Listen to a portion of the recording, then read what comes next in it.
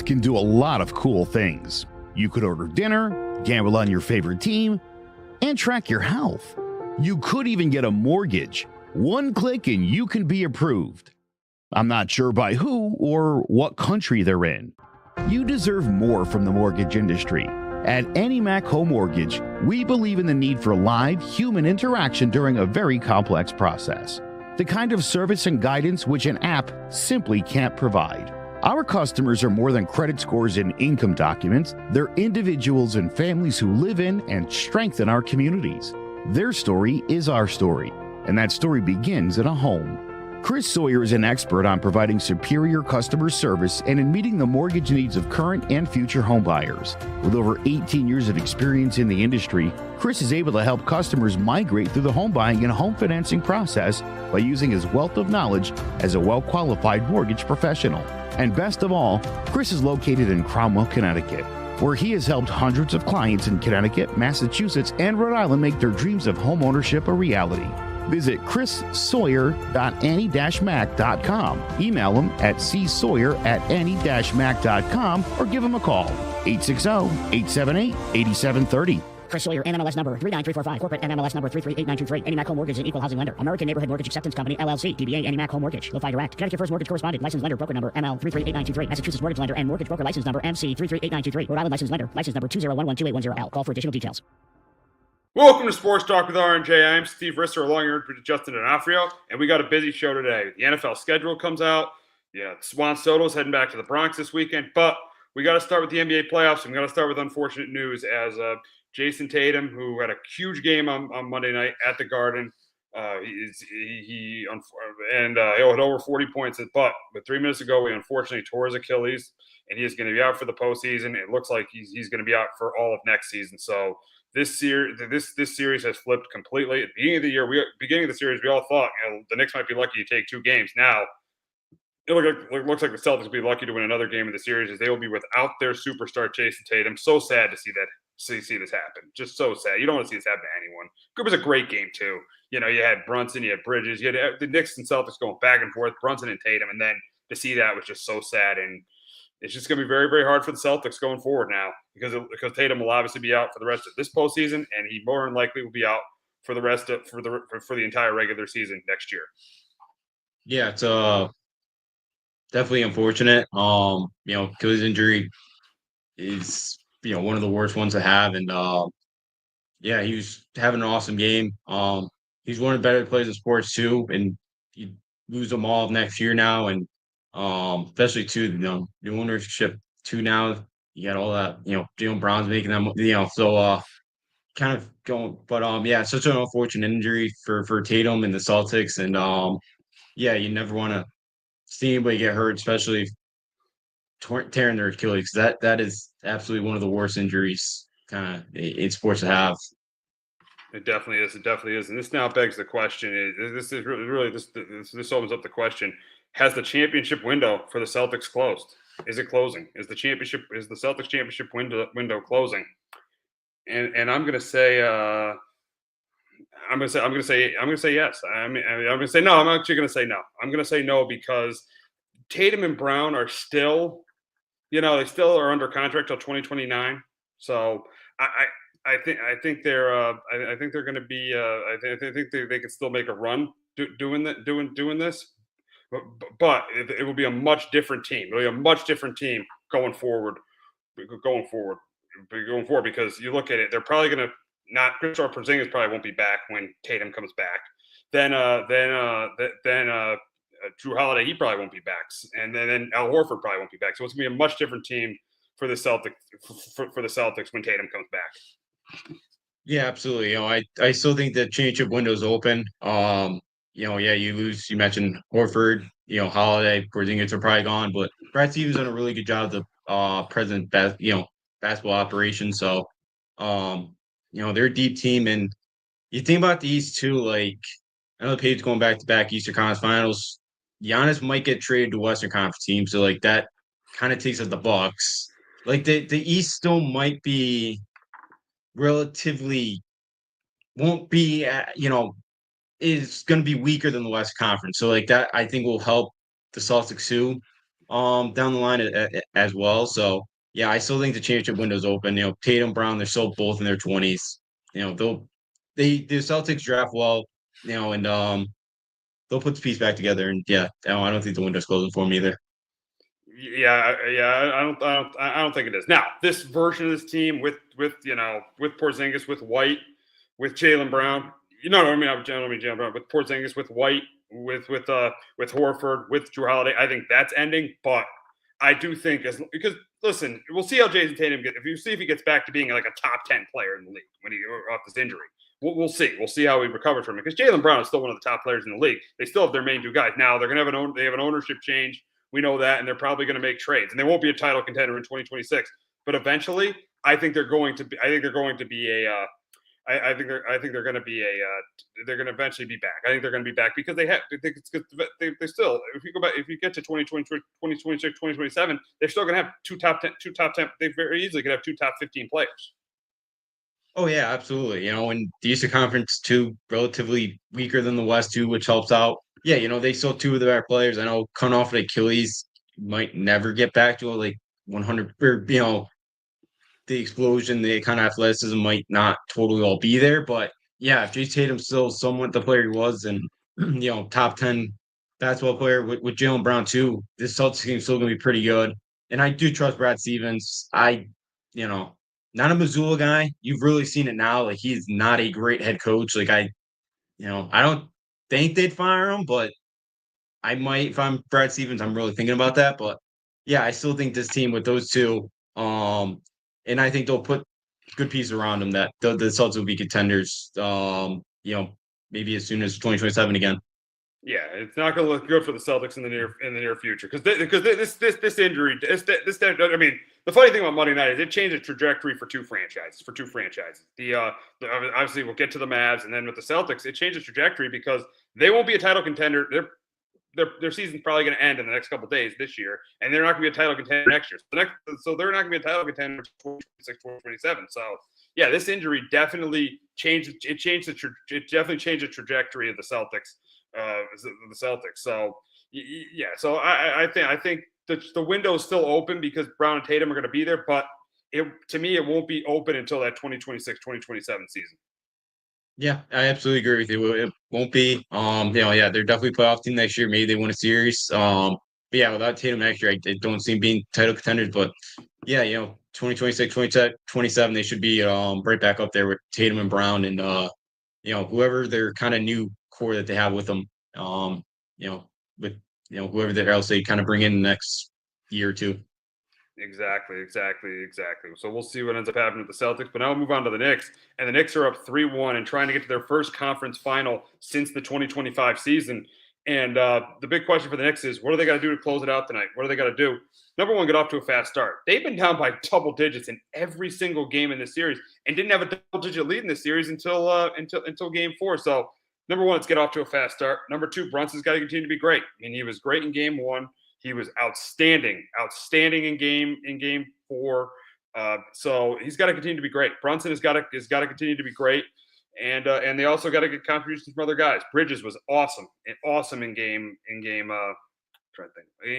4, and then you got and OG was great, and OG was good. He was hitting threes, and then you had Towns stepping up in Games 2 and 4. So the supporting cast got to step up. If all that stuff happens, I have a very hard time seeing the Knicks not close it out tonight in Boston. Yeah, for me, I agree with your first point. I had that one as well. The good start tonight. They've been brutal. At times, especially too, like every game in the series, they've gone down at least 14 points. In 3 of the 4 games, they've gone down by at least 20 points. So, that's not a great recipe for success. It's worked to this point, but yeah, they got to get a good start tonight. My second one is defend the 3-point line. Maybe even try to run the Celtics off 3-point line. It kind of brought up last week, like the Celtics live and die by it. And when things go wrong or when they go cold, they just continue to shoot and shoot and shoot. Like, so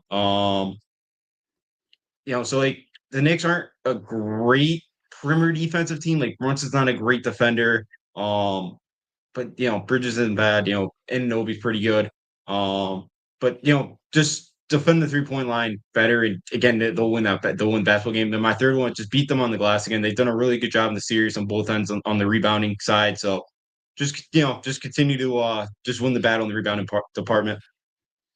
Yeah. Oh yeah, the rebounding's been huge, and the Celtics, they've lived and died by the three. They've lived and died by the three, and that has really hurt them. That has really hurt the Celtics.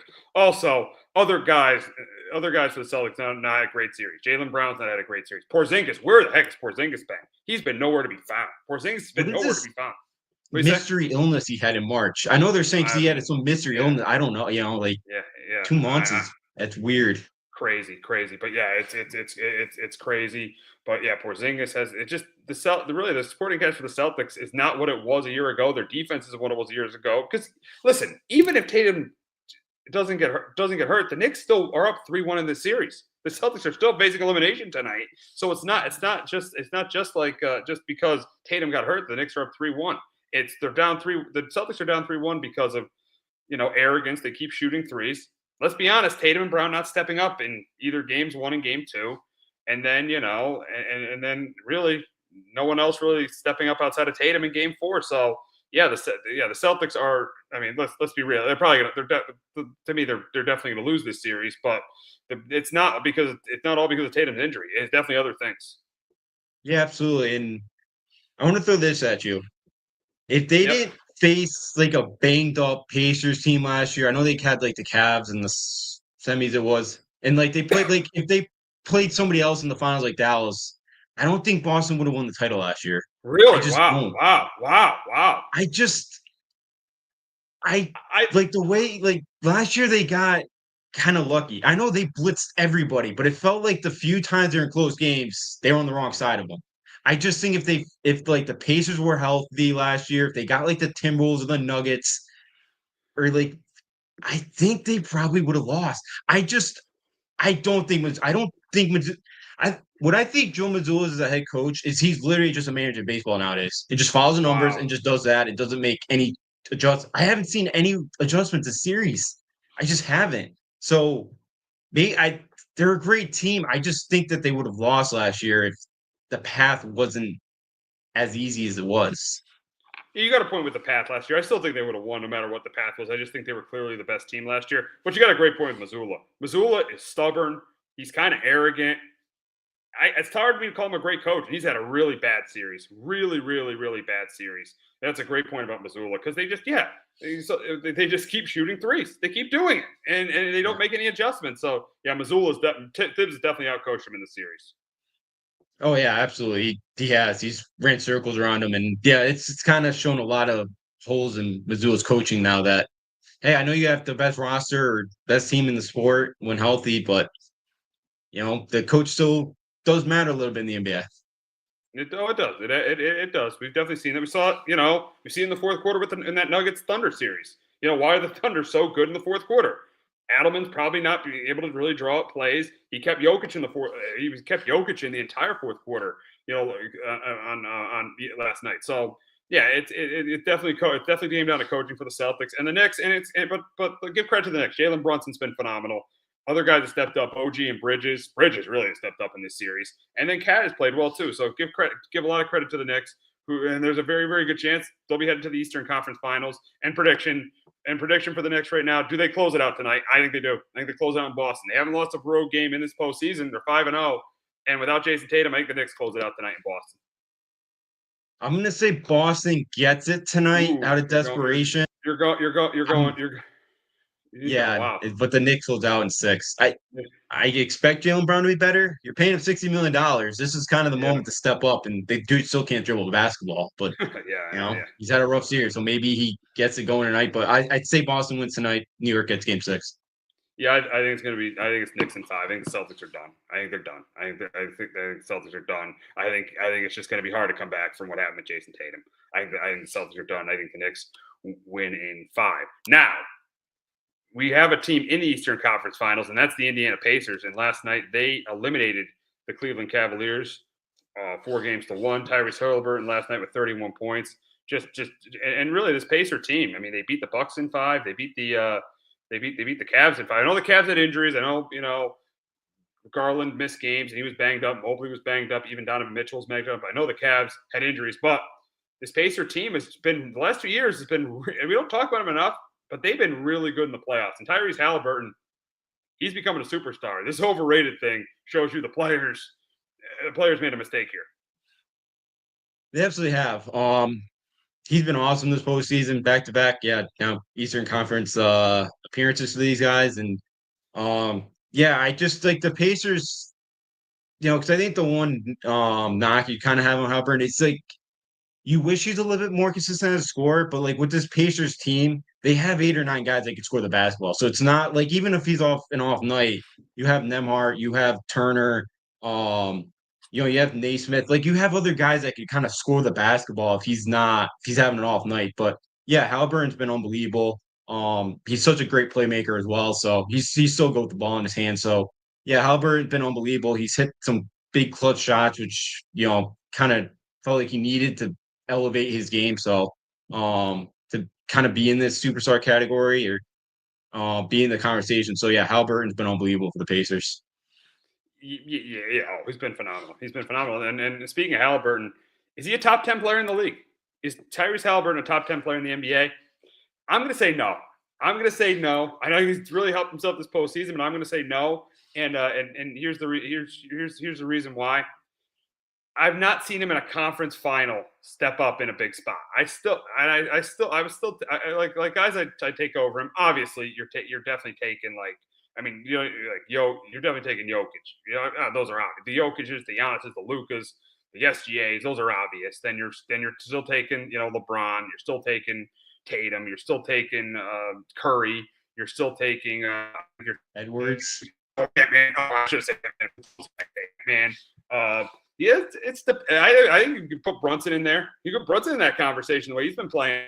That's going to be the thing when we probably get to this Eastern Conference Final is which player is going to get to that top 10. The winner of that series, whoever wins that Knicks Pacer series, the Brunson or Halliburton, if they both have big series, that they could get into that top 10. I'm just saying not yet because you still have. I know he's been banged up. I know I should be saying this, but you still have him in. So I'm going to say he's right outside the top 10, but I'm not going to say he's top 10 yet. Yeah, I put him right now like 12, 13. If he has a big series against either the Knicks or Celtics, and they go on the finals, yeah. I think he's absolutely going to be in that inside the top 10. I think I just think the one not he hasn't like last year in the conference finals. Pacers were banged up too in that series, and he kind of struggled to try to put them on the back. But hey, this year, maybe he does it. He's done a better job this year, I think, in big situations. So, maybe next series is going to be the one for him to hit those big shots in the conference finals. And hey, Indiana's they've been knocking the door the last couple of years, and next couple of years they're going to get to one of these. Maybe they could easily beat it this year. Okay, very easily, very easily. I mean, you're playing a Knicks team. The Knicks were banged up last year in the second round, but you're playing a Knicks team that you beat last year, it's probably not going to happen. But you could get a Celtics team without Jason Tatum. But yeah, the Pacers definitely have a they have a really good chance to get there this year. They do, and they've been playing really well since the start of the year. They've been one of the best teams in the NBA since the start of the year. So they're playing really well. The Pacers have been playing, really well, and they've been really good in this postseason. I would not be surprised to get to the NBA Finals. Yeah, I wouldn't either. And you said, I know like Nemhart missed about the first 16 games, I think it was, and they were 6-10. And I think, since then, they've been kind of on a roll. Even the postseason, they played really, really well. So yeah, when they've had their guys on the floor, this has been a good team that they don't have a superstar, but they just have so many scoring options that, that are good players. And they're tough to slow down every night. Potentially, they could. Tyrese Halliburton could potentially be because he's an all-star. But Tyrese Halliburton, which as we discussed, very potentially could be a superstar for this team. But should be interesting. I think we're very close to a Knicks Pacer Eastern Conference Final, which would be the first time since. Funny, the Knicks haven't been to the Eastern Conference Final since 2000, and the team they'll face is the Pacers. So that's funny. So that's a little funny there, and it's obviously a rematch of the second round series last year. So we'll see what happens. We'll see what ends up happening there.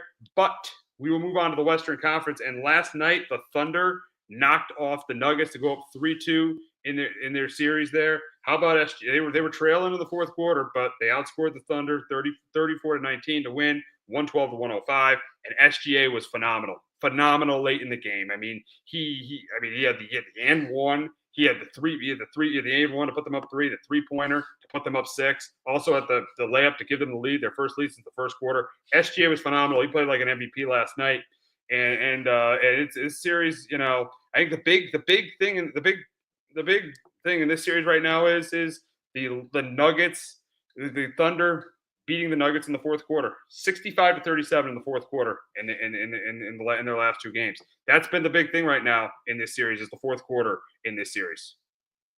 Yeah, it has been, and SGA hit a couple of big ones last night, and I wonder, some of that too. SGA has been really good. I wonder some of that too is like you've seen. I know Jokic looked better last night, but like game 4, he was exhausted.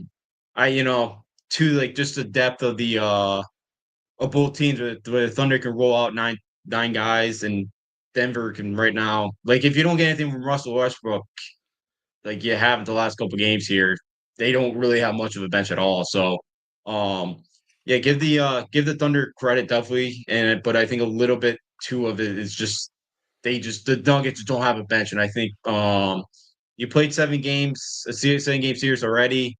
You're maybe going back to that. Maybe I think the Nuggets might be a little bit worn out. Yeah, you're right about that. You're definitely right about the Nuggets being worn out. You're right about that. And I think Andelman is mismanaging things. I mean, I think he probably had to sit Jokic a little bit in the fourth quarter. I think he had to sit Jokic there. I think Andelman. This is the thing about having. We know it doesn't matter. Coaching in the NBA doesn't have this matter as much as in the NFL, but this is where coaching matters a little bit. How to manage Jokic's minutes, and you could see in the fourth quarter how Andelman is an interim head coach. Yeah, absolutely. It's a tough spot for an intern to kind of be in the playoff series, but yeah, it's it's tough. Yeah, the way Jokic, yeah, probably better to sit him down for a few minutes, get him rested, because especially too, like after in game 4 where you played the overtime game late Friday night and you came back early on Sunday, like it was a quick turnaround with kind of the depth concerns they already had. So yeah, it was tough. And then last night I thought he looked a little bit better, but yeah, maybe got a little worn out there again by the fourth quarter. But he had 44 to their 105 last night. So like he was really, Jamal Murray, he was, he didn't shoot the ball well, but went he's like 10 for 27. But yeah, I think that's a problem where if Jokic goes out, he's afraid, I think he's afraid of a Thunder 10-12-0 run, and you got to put him right back in. Exactly. And now we move on to what the Nuggets got to do to come back and win the series. And number one for them is, like you said, the fourth quarter. They got to be better in the fourth quarter. If they're bad in the fourth quarter, they're going to lose again, because this has been the story of the series. They just haven't been good in the fourth quarter, and especially the last 2 games. They need to be better in the fourth quarter. And then number 2, they need to get more out of guys in the supporting cast, especially Porter Jr. Single-digit points before the 5 games. You can't have that. So he's got to be better. So those 2 things for me is the fourth quarter, and they need to get more out of Porter Jr. Yeah, for me, for the Nuggets here is I think they got to muck up this game a little bit. Continue to kind of muck it up. It wasn't pretty last night. You just cannot get an up tempo shootout kind of with OKC here, because they just they look pretty exhausted here. And then my other one is the good Westbrook need to show up if they want to win game 6 and game 7. The last 2 games, he hasn't looked great. He had a couple air balls last night in the second half shooting wise. So they got to kind of muck it up a little bit more. And they need the good Russell Westbrook, which has shown up for majority of the playoffs here. Yeah, you brought it up with Russell Westbrook. Yeah, as you said, he's got to show up, because that'll help their bench. Because you said their bench isn't doing it that much. You saw last night with OKC's bench, Caruso had a good game. So yeah, you hit the nail on the head with the bench right there, Justin. You absolutely did. And I think that I think that the bench has got to be better. If they're not better, they're gonna be going home. The Nuggets are gonna be going home. Yeah, they absolutely will. Because Watson's not doing much. Strawworth doesn't do a ton. And yeah, with you mentioned Porter Jr., he's been kind of absent. And a lot of his shots are short. I don't know if the legs. I don't know if he's injured. Like everything seems short with him right now, which is concerning. Because yeah, he's been brutal, and Aaron Gordon's been good, but last night kind of came back down to earth. So yeah, the Nuggets supporting cast has to be a lot better, because 40. They got what was it? Like almost 72 of the points came from Murray and Jokic, I think, last night, if I did the math right. So that's a lot. Exactly. Yep. Gordon, Brown, and Porter, they got Westbrook, they got to step up. They have to. Or they're going to be knocked out in the second round again. Now, moving on to the Thunder, what do they have to do to get to the conference finals? Their first trip to the conference finals since ironically, Kevin Durant left them in 2016. It'll be their first trip to the conference finals since then. What do they got to do? And the first one is so obvious. Shea's just got to continue to be phenomenal. He's just got to continue to be phenomenal. He's played like an MVP last night. He's a top 5 player in the league. He's got to continue to do that. And then for me, they got to get more to Holmgren. Holmgren has been okay in the series, not been anything special. Really, more of the supporting cast. Holmgren, even Jalen Williams, even though the big 3 last night, maybe more to him. You need to get more of the supporting cast. Can't just let it all be on SGA. But here's one. But SGA last night definitely proved why he's the MVP of this league. Yeah, absolutely. He played well. Because that one of my points was like SGA needs to be a little bit more consistent. I thought he was better last night because I felt like game 3, game 4, I felt like there's a times he's forcing the issue a little bit because like he's only shooting 24% from 3 this postseason and he shot I think 37-38% from the year. But I thought last night maybe he turned the corner, maybe his cold streak's kind of over. But if he plays like he did last night, the Thunder aren't gonna have many the Thunder should win this thing in 6 games. And then yeah, I actually agree too with you with Holgren. He hasn't been great. I think he's been okay. I think he had 16-11 one game, but like yeah, he hasn't been phenomenal. And I feel like for them, they like they get 20, 23 out of them, grab like 15, 16 rebounds. They'll be in great shape because last year like 14-8, but yeah, I think him, yeah, he just hasn't been anything too special so far in the series. Yeah. None of them really have, but thankfully for OKC, SGA has been. That's why they're up 3-2. Now, prediction for the series: I do think Denver wins Game 6, so I think this goes to a Game 7. But I think for the second year in a row, the Nuggets lose in 7, and I got the Thunder heading to their first Western Conference Final since 2016. Do you have the same, Justin? Yeah, last week at the Nuggets, but I just don't think there's much left in the tank. So I do think Denver wins Game 6 on home floor, but I think OKC will get it done in Game 7 Game 7. And hey, I think maybe your Knicks got to win one of these next 3, of course. But if Denver wins, they got a home court advantage the rest of the way. That's crazy to think. That's crazy Yeah. to think of. Yeah, because they'd have the best record. That's crazy to think. They would have home court advantage the rest of the way as the number 4 seed. That's crazy. Yeah, if they win these 2, and the Knicks advance, yeah, they would have home court advantage the rest of the way. That is crazy to think of. Now we'll wrap up talking about the last Western Conference series. That's between the Warriors and T-Wolves. T-Wolves got a 3-1 lead on the Warriors, winning both games in Golden State. Ant-Man's been great. Randall's been great too for them. And the Warriors will again be without Steph Curry tonight in Minnesota. I think it's gonna be a brutal game for the Warriors tonight without Steph Curry. But we'll start with them and what do they got to do to get back in this series? And it's the obvious thing. Jimmy Butler has got to be the guy they traded for in February. He's got to be that guy. I mean, I know he was not in Game 4. He's got to be in Game 5. Or it's that simple. This team is going home, and they need someone to step up. They need Hield to step up like he did, at the end of the Houston series, at the beginning of the Minnesota series, and have a guy like Podziemski step up. They need another guy to step up. Warriors are in a hole without Steph, but this is why you've traded for Jimmy Butler. He's got to have a huge game tonight. Justin, what do the Warriors got to do to save their season? Yeah, actually, I agree with your Butler one. I think he's got to be more aggressive. I think he only took 9 shots in Game 4, and I don't know if it was a confidence thing because he felt like he missed some bunnies there in Game 3. I don't know if that kind of confidence shaking a bit, but yeah, he needs to play better. He needs to be more aggressive tonight. And then yeah, my other one is they got to shoot the 3 ball better. They're 10 for 27, but yeah, that Hield, Podziemski. I could see why Kuminga doesn't play a lot with Curry's out there because he just wants to shoot and. Him, Butler, Curry, I just don't think match great on the floor, but like they need Kuminga to play well tonight. They got to shoot the 3 ball better tonight. So, I do agree kind of with you there. The supporting cast has to be a lot better tonight for Golden State. It definitely has to. It definitely has to. Now for Minnesota, what do they got to do to close the series out and get to the West, get to the conference finals for the second year in a row? And for them, I think that Ant-Man's got to continue to be what he is, a superstar, and Julius Randle's got to be his Rob. And if that continues to happen without Steph Curry, to me, there's no way the Timberwolves lose. And I think if that happens, they get to their second straight conference final. Yeah, for me tonight, get out to a fast start tonight. Because we've seen at times like game 1 of the series, game 2 this year against the Lakers, even a couple times last year. There's games where the T-Wolves just don't show up in the playoffs. They're just very lackadaisical. Just finish them tonight because you don't want Steph Curry potentially coming back in game 6 and then forcing a game 7 on you with all the pressure. So get out to a fast start tonight. Just bury them.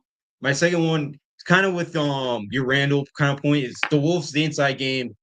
They got to dominate yet again. Randall, Gobert, Naz Reid, just dominate. I've kind of said a couple times, or I said it last week, that they just have the size advantage inside. Just get the ball in there. Because the Warriors just don't have the size to kind of match you down there. So Randall's had pretty good series. Gobert finished around the rim. So for the Warriors for the Wolves, just dominate the inside game. Yeah, yeah. Continue to dominate inside, and for this series, without Steph, I think the Warriors are. Just like the Celtics. I think the Warriors are cooked. I got the T-Wolves in 5. Got the T-Wolves closing out tonight. Justin, do the T-Wolves get to their second straight conference final tonight? Yeah, I'm gonna take Minnesota to finish it off and not give Golden State any hope of a game 6 or game 7 with Steph Curry maybe back on the floor. Yeah, I don't think it's gonna. I don't think it's gonna happen for the Warriors. I think the Steph Curry injury pretty much derailed their chances in this series. But we got to move on to the draft lottery. And how lucky is Nico Harrison? How lucky is this guy? It's ridiculous. And this goes back to my point about organizations winning championships in the NBA.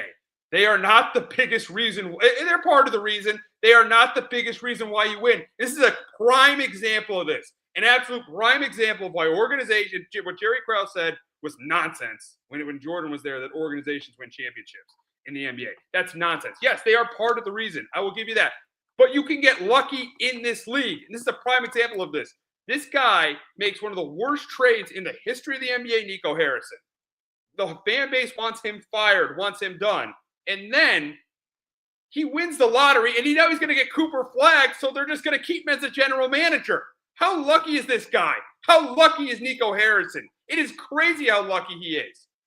It's crazy. It's crazy how he's been Nico Harrison. Nico Harrison and Sam Presti have been to the same amount of NBA finals. That's just crazy. One of the worst GMs in the league is now going to get Cooper flag on his team. Going to get that. That's just nuts. Yeah, I was very frustrated by it. I feel bad for like Utah, who I think's trying to tank in the right way. But like, how do you expect like the Utahs, the Charlotte, Washington to ever be good if they continue to like? I get you could make their tanking, and all that. I get that, but like they're never going to be competitive. They keep slotting 5th or 6th every year. There was a 0.001% of the Dallas, San Antonio, Philly being in the top 3. Like, I wouldn't blame anybody if they tell me that this is rigged. I wouldn't. You're one of those. You're one of those. I wouldn't argue. I'm not saying it is. I'm just saying I wouldn't argue it. You'd have a case. You'd have a case. Yeah, because you might have a case just because. How does San Antonio and Dallas get on top? That is very weird. I have to say. Go back to 19. What happened when Anthony Davis went to LA? Pelicans got the number 1 pick. Yeah. Lakers got Luka from Dallas. Yeah. LeBron leaves Cleveland. They get the number 1 pick. He comes back. They get the number 1 pick. They traded it to Minnesota to get Kevin Love. Yep. I'm not saying it's rigged, but I wouldn't fault anybody for thinking it. It's not great. And yeah, it's aggravating. It's just I think the worst team should have a better shot. I know they changed a couple years ago, but I wish they kind of went back to it because it's like, and now you're getting Cooper flag in the West. It's like, do we really need another potential superstar in the Western Conference? I don't think so. Then you get Dylan Harper too with the Spurs. The West is just going to get even more and more harder. So good luck to the teams that near the bottom. Yeah. No, we're getting another superstar in the West. It is crazy because the East needs superstars because Jason Tatum's not going to play next year, and then the guy we're going to talk about next, he might be out of the conference too next year. So that's crazy as well, and that's what we'll move on to is Giannis is looking to be traded, is looking to leave the Bucks, and really there's 3 fits for me. One is Brooklyn, one is Houston, and then one is San Antonio. And I think it's going to be San Antonio because they have the number 2 pick. Oh, They have the number 2 pick. Please don't say. I think it's going to be. I think it's going to be them. I think it's going to be them. The number 2. They're going to trade the number 2 to the Bucks. The Bucks are going to have the number 2. And I think Giannis goes. I think Giannis goes to them. I think you have Wemby, Giannis, and oh yeah, you don't like it because it's De'Aaron Fox. So I think you have that big 3. I think you do. Man. That Pacers Spurs championship in a couple years is going to hurt. That's going to hurt.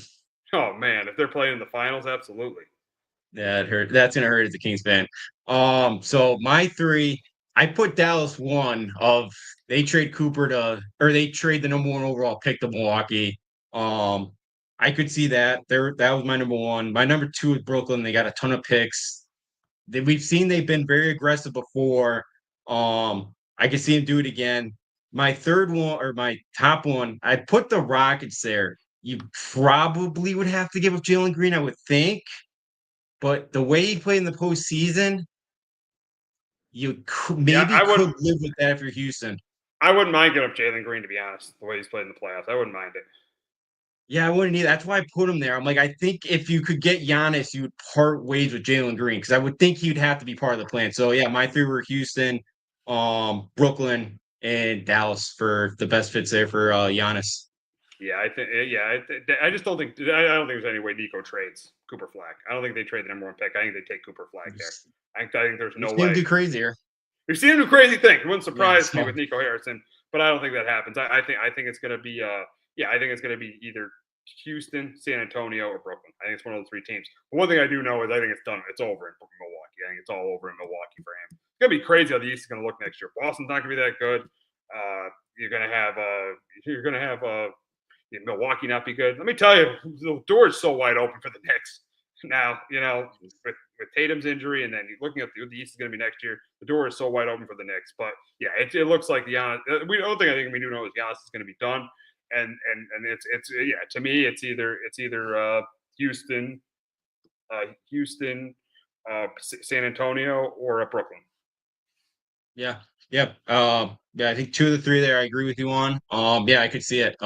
Those teams kind of have some assets, and they can move on, and be unfortunate if to see Giannis leave Milwaukee, but I don't blame them at this point. They haven't since they won the championship. They really have not done their best to put the best team around them. So I don't mind it, but it kind of stinks. You see these superstars leave these small market teams because it's just so tough to kind of get them. You got to get lucky in the draft, and it stinks. But I don't blame Giannis for if he wants to potentially leave Milwaukee. Yeah, you sure know that as a Kings fan. You sure know as a Kings fan seeing a small market team struggle in the NBA. But the NFL schedule is going now. There's been a ton of leaks from the NFL schedule, but it is going to be officially released tonight. But before we talk about that, we're going to hear from our friends at JPEG Financial and Shamrock Home Inspections. Do you have a 401k and some savings for future retirement, but don't even know if it's enough to live off of? How much is enough? How often are you thinking about it? The team at JPEG's Financial Group can help set your mind at ease. We specialize in creating strategies in the planning and managing of your financial, educational, and investment needs. We help clients pursue their investment goals with sound financial strategies. You deserve a personal, tailored plan. Lasting, meaningful, and open relationships are the foundation of our practice. You've worked hard for your money and should feel confident in your investment choices as you make decisions for your financial future. Your goals are our goals. We are dedicated to your needs and hopes for your future. Visit our website and give us a call at 860-430-5397. Securities offered through Raymond James Financial Services, Inc., member FINRA, SIPC. Investment advisory services offered through Raymond James Financial Services Advisors, Inc. JPEG's Financial Group, LLC is not a registered broker-dealer and is independent of Raymond James Financial Services. JPEG's Financial Group is located at 78 Eastern Boulevard, Glastonbury, Connecticut. There's no bigger investment than home ownership. And to make sure the house is up to your standards, you need a professional to look it over. Brian Flanagan from Shamrock Home Inspections is a licensed home inspector and a member of the Connecticut Association of Home Inspectors. Brian was a contractor for over 15 years, so he knows how homes should be constructed and how mechanicals should work. What makes me a good home inspector was the 20 years that I was a home improvement person doing all the different repairs that I have done and what other people have done wrong that I had to go out and fix. So I have a pretty quick eye on seeing what's right and what's wrong. Before you move, call Shamrock Home Inspections. Before you make the biggest investment of your life, call Brian Flanagan from Shamrock Home Inspections at 860-268-2566 or visit shamrockhomeinspectionct.com. All righty, so tonight at 8 o'clock, the NFL schedule will be released, but the last 2 days there have been, like always, there have been a ton of leaks out on the schedule. We'll talk about some of the matchups. The season will open on September 4th with the Cowboys and Eagles. Then the Chiefs and Chargers will play in Brazil on week 1. Packers-Lions will have as the 4 o'clock game on Fox. The 4 o'clock game on Fox to open the season. Bills-Ravens, Sunday Night Football to open the season. We'll start there. That's a really good slate. That's a really, really good slate there on week 1. Yeah. I don't love the Cowboys being on the opening Thursday night. Yeah, that's a good could have found a better point. that's a good thing. But I think here's the thing. Here's why they're doing that, I think. And no, you got a good point. I was seeming like, maybe because everyone's going to be watching. It's kind of like what they're doing on Thanksgiving with the Chiefs and Cowboys now. Because everyone's going to be watching that game. They probably don't want to waste that game. They probably don't want to waste a really good game somewhere. But that is a good point. That is a good point. But to your point, the Chiefs and Ravens played the first week. So, yeah, you have a good point. That is not the greatest game to open the season. Yeah, I feel like you could get a better matchup there for the Eagles week 1. You have a Detroit in there, for example. Detroit. Yeah. And even Washington. You got the team they played in the NFC Championship game last year. Yeah, I feel like that would have been a better spot than that. The Cowboys and the Rams. You got the Rams there. Yeah, the Rams too. Yeah, the Cowboys. I knew you would say that about the Cowboys. Yeah, the Cowboys. That's not the greatest, opening night matchup because that potentially could be a blowout. Oh yeah, it could be. It definitely could be. Yeah, and I think too. You ask Chargers. Now I don't think you would hate having to play Kansas City, Mexico, because it was going to be a road game if you played in LA anyway. So, I think for the Chargers standpoint, that may not be a bad one. You mean in Brazil? Yeah, in Brazil. Sorry, Mexico, Brazil. Yeah, I knew somewhere south, down south. But yeah, so I don't think Chargers would mind that. The other two, Packers line, Packers line's a good one. And then what was the last one too, Monday night game. Yeah, I think outside it's a pretty good week 1 slate there. Yeah, besides Philly, Dallas, because if I think Vegas has the Eagles as like a touchdown point spread. 7-point favorite right now. So I don't. Vegas isn't that sure of I think it'd be that close. Yeah, they are. And then other matchups. So we got week 2. We got Eagles Chiefs. That's a good one. That's a 4:25 game. That's a rematch of the Super Bowl. Chiefs could potentially start 0-2. Looking at them playing the Chargers, and then they got the Eagles. Luckily for them, though, they get the Giants on a Sunday night game on week 3. So luckily for them, they get the Giants. The Giants opening schedule at the Commanders, at the Cowboys. You saw it. At the Commanders, at the Cowboys. Then they got the Chargers. Thankfully, they got the Saints in week 5. But then home to the Eagles. Yeah, it could be a real start for the Giants. We could be seeing Jackson Dart by week 7 or week 8. I would not be surprised looking at that schedule. Good. You could. I hate to say it. You could be looking at 1-6.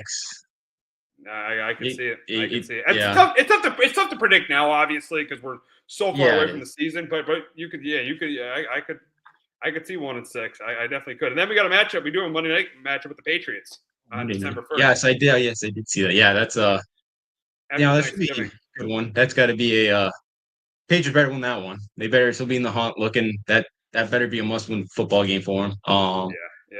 Yeah. I think the Patriots. Yeah, I think that's only one of 2. I think the Jets are Thursday night again. But so we got both New York teams. Says the prime time. Yeah, when you win 4 games, you don't get that many prime time games. Yeah, that's the thing. No. You don't get. It's been weird the last couple of years. Yeah, exactly. Yeah, so when you win 4 games, you don't get many primetime games. Now, speaking of Thanksgiving weekend, another matchup we got Chiefs and Cowboys. That, again, to me, they put that game there because they don't want to wait. They put that game there because it would actually be a good Thanksgiving Day matchup. But the thing is say you put it during the season at 4:25 because that game could potentially be a blowout. The Chiefs could blow the Cowboys out. and say you put that game on like a random Sunday at 4:25, that wouldn't be good. Now you put it's good. I think it's smart they put Chiefs Cowboys on a day that everybody's going to be watching. Yeah, absolutely. Yeah, I could see it. Yeah, it just could potentially be a blowout. Where you do worry about that, but yeah, I think that Chiefs. But yeah, it potentially, yeah, Mahomes, Thanksgiving, playing the Cowboys. That's definitely kind of must watch television or must watch game. Yeah, it could be a great game. It could be a high scoring one, but it could be also like a 20-point victory for Kansas City. So yeah, they are running a risk there what they are week one, but they love getting the Cowboys on there. Oh yeah. The You're Bears not too the have biggest. another. Oh, the Them and Bears the too. Bears. Yeah, The Bears, they I know, better be good because they're on prime time. It feels like again 6 times. They're on there a bunch too again. Yeah, exactly. Yeah. And then the Commanders Eagles on December 20th. You're not gonna like this though. It's the day of the college football Yeah, playoff. They got Commanders I Eagles. You probably don't like them scheduling they games the day of can't. the college football playoff. No, like the NFL just can't let them have that one Saturday. Like they don't. College football usually leaves the NFL alone. They'll play the one Sunday a year before Labor Day. Just to give you some football on a Sunday. You can't just throw them a bone and just play on Sunday. Like I get, like they know they're trumping everybody. Like they're the king of everything right now. But like, come on, just give college football the day, please. They don't bother you. They don't play on they don't have a game on the Thursday night of the opener for NFL. Like, come on, I can't stand that. Yeah. You won't tune into the NFL that day. No, I won't. Unless the games are a blowout. But Like no, last year, sometimes there's good college basketball too. Yeah. On that side, Last year's the game. They actually, unfortunately, the college football playoff games were blowouts, so more people probably watch the NFL games. Yeah, I was at Springfield watching college basketball doubleheader. So that's where I was. Wow. So Yeah. Got to see Bobby Hurley in person. Oh, nice. As entertaining as Danny. Yeah.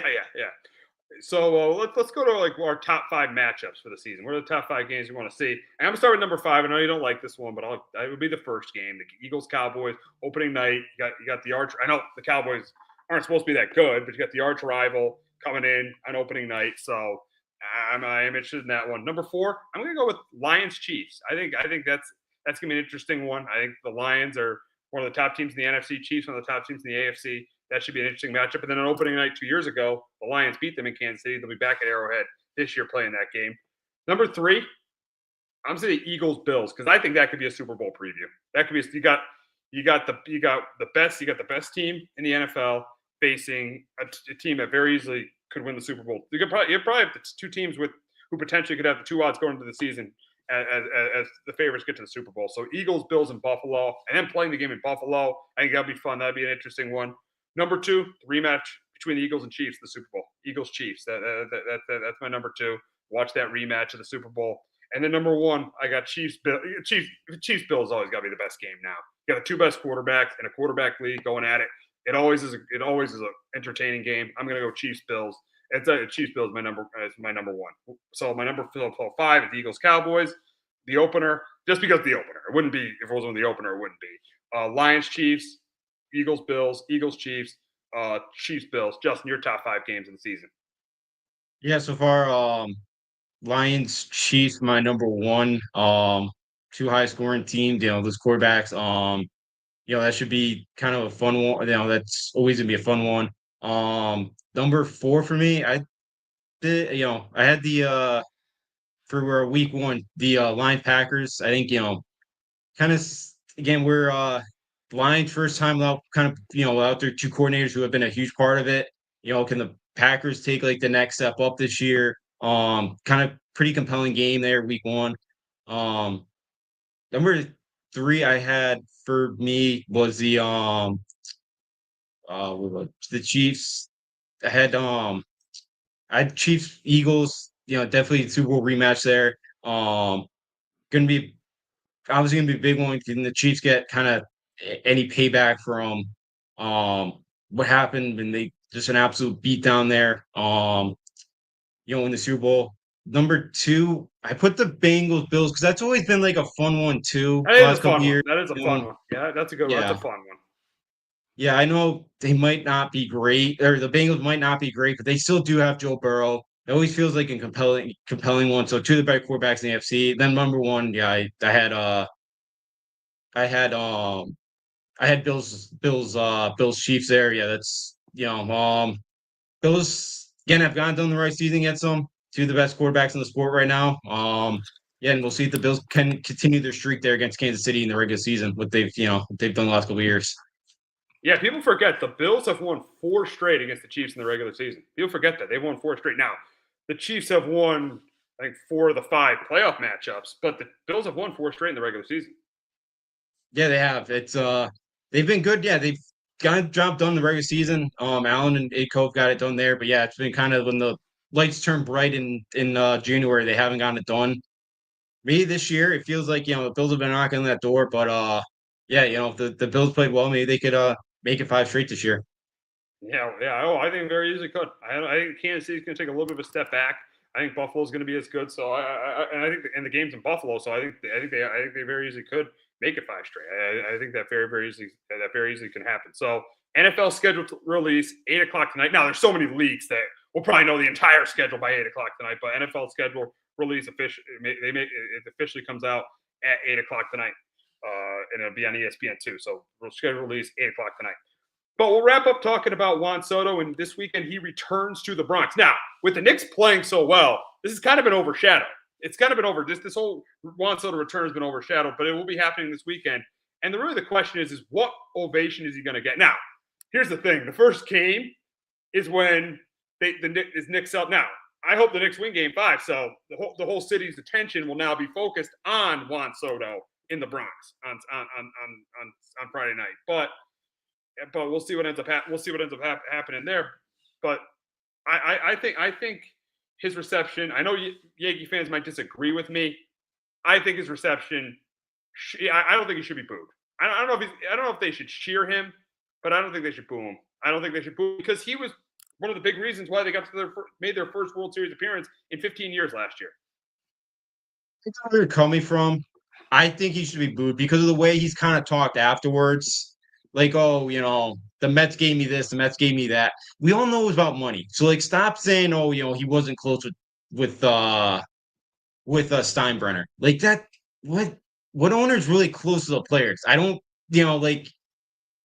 I would have been fine if he just came out and said, hey, I'm taking the most money. I'm just going to the Mets. But it's all like, oh, the Yankees wouldn't give me the suite. Like then they have to give Aaron Judge a suite. Then they have to do that. Like, he wanted the security guard around his whole family. Like, I get it, but like, just come out and just say you wanted the most money. And the way he's kind of been bashing a little bit of the Yankees when it came out, that kind of annoyed me. So for me, I'm fine with him getting booed. I think he's gonna get booed because that whole fan base kind of embraced him really, really well. Very well, they obviously we all wanted him here to be the franchise or another franchise guy, in the outfield with Aaron Judge and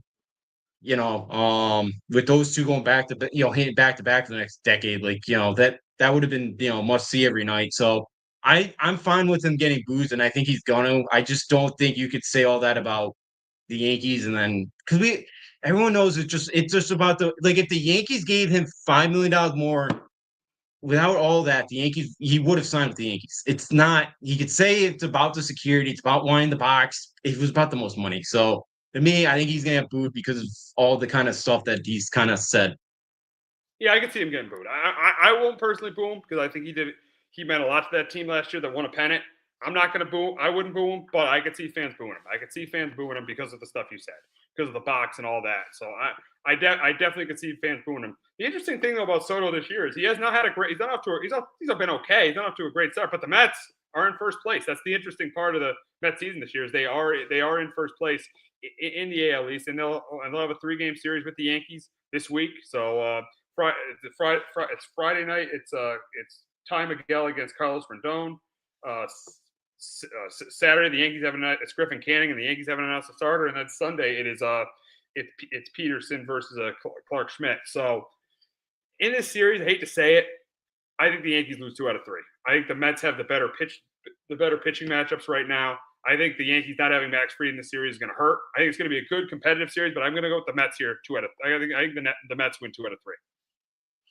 Yeah, for me, I'm going back and forth. I do think the Mets are probably going to win 2 out of 3. I know Rodon kind of got hit hard the other day early, and McGill's been pretty good, and Griffin Canning's been unbelievable. Like, I don't think any Met fan thought that Griffin Canning was going to pitch as well as he has. So, and Peterson hasn't been bad either. Their starting pitch has been really, really good. So, yeah, Yankees team's kind of been, you know, they've been playing better, but yeah, the Met team is playing pretty well right now with their starting pitching. I think it's a little bit better, and yeah, the two being out Saturday, I don't know who's gonna is it gonna be an opener? So that Saturday kind of cause for concern there. Unfortunately, we'll see our old friend Clay Holmes. I know he's going tonight, so would have been cool to see Clay Holmes maybe go like Friday, Saturday too. Yeah, but it would have been good to not Clay Holmes too. It's good to, Yeah, it'd been good to Severino there to knock him out of the game. Yeah, they did that. Heavy. They did it to Severino the other day. Yeah, it should be fun. I mean, the thing is the basketball does overshadow it a little bit, but it'll only overshadow it, I think, on Friday night because Knicks Celtics game. If somehow, there's no way this series could go to Game 7, but if it somehow goes to Game 7. It'll be on Monday, so Saturday's game should be a lot of attention on that one, and then obviously the Sunday night game should get a lot of attention too. So realistically, it really would only be Friday's game would be the only one that would be kind of overshadowed because of the basketball. But if the Knicks do their job tonight and win, you got New Yorkers have their focus 100% on the Subway Series. That is kind of sneaking up on people. I feel like it's it stuck up on me a little bit, with the NBA playoffs, the NFL schedule coming out tonight. This has stuck up on me a little bit, but it does begin Friday, and it is big because Soto is coming back to New York, coming back to the Bronx. Yeah, it is big. Yeah, it's huge, and I've only seen it advertised a couple of times, but it's like Major League Baseball is making this weekend like rivalry weekend because there is a lot of like. Well, they're not hyping it up at all. If they're calling this rivalry weekend, they're not hyping this up at all because I don't know what are the games this weekend. I don't know outside of Yankees Mets. I don't know what games are being played. Where's the rivalries? Yeah, what else we got this weekend? Braves, Red Sox, but like on paper, it's not like the both teams aren't playing great right now. The 1920s when they both played in Boston. Come on now. Yeah, Houston, Texas, not bad. I'll give you that. That's not bad. A's, Giants, both teams been decent, but like that's about it. Cleveland, like Cincy has been good. Toronto, Detroit, but like I've only seen it a couple times. It is an interesting thing. I just think it's a weird timing to do it. But yeah, again, if the Knicks win tonight, you got all the attention now on that series or on the Subway Series this weekend, and which would be fun. And because both teams right now have played really good baseball, so it's going to be a really fun summer in New York for both baseball teams. Where because I know the outlook isn't great on both football teams right now. So hey, I think probably wouldn't mind seeing the baseball teams go late in October because it takes your mind a little bit off the football teams. Oh, absolutely. Listen. This is the Yankees and Mets. Yankees. I know the Tigers have been outstanding. To me, they're the best team in the American League. But the Yankees still a contender. Gotta say they're still a contender in the American League. They don't have Garrett Cole. They're still a contender. And the Mets, they're right there. They're right there with the They're right there with the Dodgers and the Padres as one of the best teams in the National League. And Soto hasn't really gotten going yet either. He's starting to get going now, but he hasn't been great either. So and Alonso's been phenomenal. So yeah, no, this is. I feel like the Subway Series last year, with the Mets, destroying the Yankees and the Mets kind of making a resurgence last year. I think the Subway Series, this is gonna be fun. This is gonna be a lot of fun with these two teams this weekend. Yeah, it will be. It will be. It should be a fun week in New York. Surprised it's not the Saturday night game either on Fox. I'm surprised it's not that one either. But yeah, it should be a good one Sunday night. Hopefully, maybe get a ton of you should get hopefully a ton of eyeballs on it, and it should be a fun week. It should be a fun week between those two. It feels like now with Soto going there, like I was too in the Subway Series. Like I've never really I don't feel like for Yankee fans they don't really hate the Mets, but like.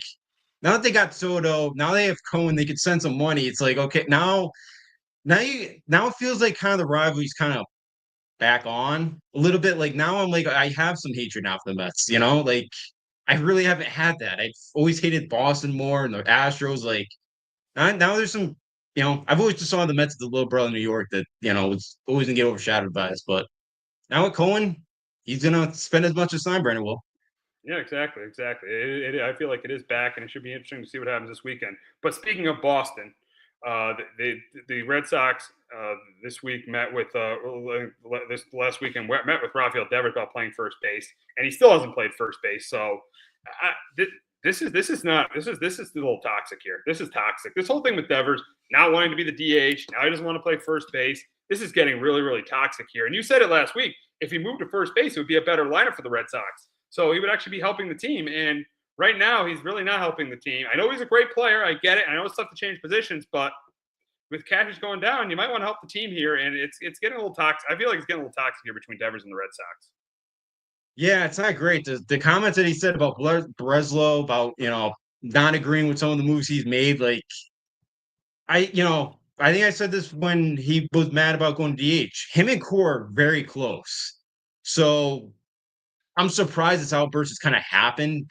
I assume Core has kind of said something to him about this all, but yeah, it's not a great look. And I know he's been on fire since like that 0-for-15 start of the season he had.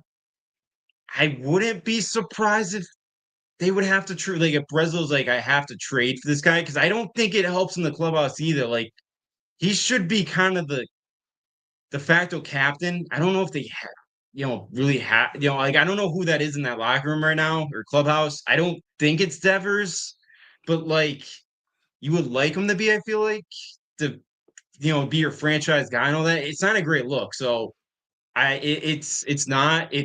Myers and Roman Anthony are killing at AAA. I still don't think they're gonna move them the first or something, but your 500, like this is again, like they just seem like a meddling 500 teams. They look good over the weekend and then they blow it last night. Like it just, you want your best lineup, you would have to suck up your pride and just go over the first base. Yeah, and you hit the nail on the head with the Red Sox. They're a middling, just like they were last year. We thought they'd be better, but it feels like they're just what they were last year, a middling 500 team that, has issues with depth in the rotation, issues with depth in the bullpen, and then has issues and has drama on that team. They have drama. Now they have drama with Devers. They didn't have last year, which helped them. They didn't have this kind of drama last year. I haven't watched the whole Netflix documentary on them, but it seemed like it didn't have this kind of drama last year. But yeah, it just seems like a team with more drama. And just with the roster that's a little bit improved, but with the drama, it's caused them again to be a middling team. That looks like, the way it looks right now, is they're probably going to miss the playoffs again. Yeah, right now it's possible. They might look out. The American League isn't great.